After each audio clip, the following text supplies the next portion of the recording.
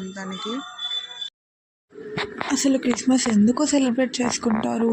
అది కూడా 25th December రోజు ఎందుకు చేస్తారు? చాలామంది ఆ రోజు జీజస్ బర్త్డే అందుకే సెలబ్రేట్ చేస్తామని అనుకుంటారు, కానీ అది రాంగ్. ఎందుకంటే జీజస్ బర్త్డే ఎప్పుడో బైబిల్లో కూడా లేదు.